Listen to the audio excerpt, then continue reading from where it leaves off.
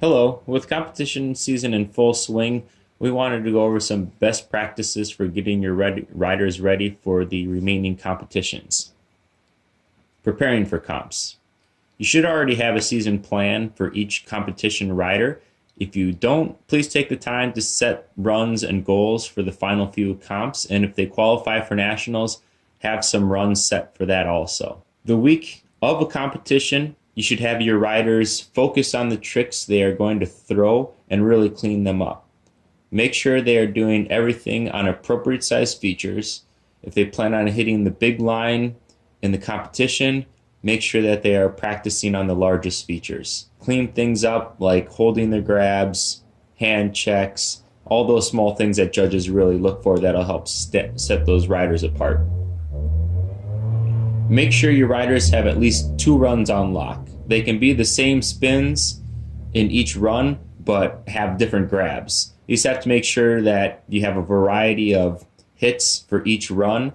For rails, they can drop in switch. They can do a couple different things on rails. Make sure you have a variety on those. When it comes to spinning, some kids can only spin, only have a couple different spins. So the way to set variety on that is to have them do different grabs. Also, riders should not be throwing tricks for the first time in competitions. Do those tricks in practice. If they have something that they want to throw in the next competition, have them work on that before the competition, but do not have them throw brand new tricks in the competition.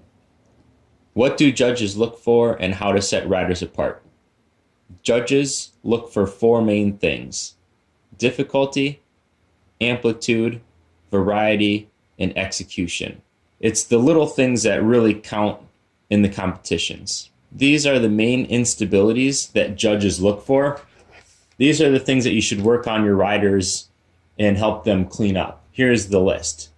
Hand touching, light hand touch, 1 or 2 hands touching the ground to get control, light bail, butt check, hard bail, flat landing, lip or deck landing, knuckling, slide, sketchy, touch grab.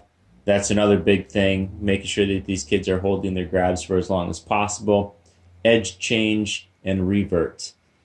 These are the things you really work with their riders on, really help them clean these things up, because that's what's going to set them apart, especially in some of these heats where there's tons of riders. And it comes down to these small things that will make the difference between a top 10 or a top 5 for some of these riders.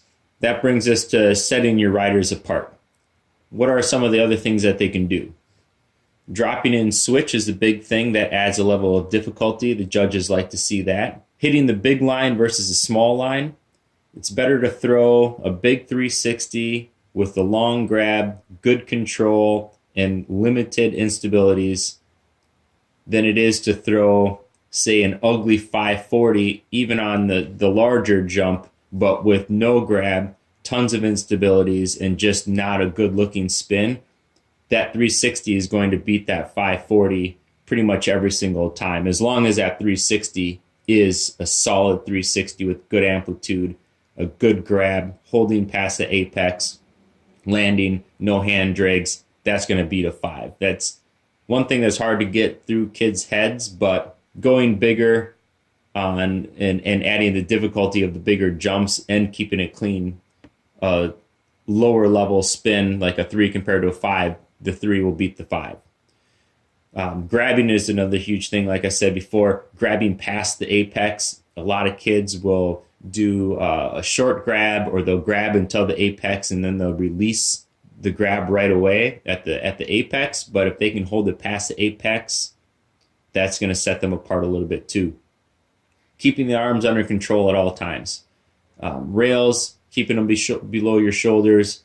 On jumps, watch these kids. When they release their grab, a lot of them, their arms will go straight up into the air. That's one thing the judges look for. So, try to make sure that they're keeping their hands below their shoulders at all times. Staying on the rails until the end of the feature.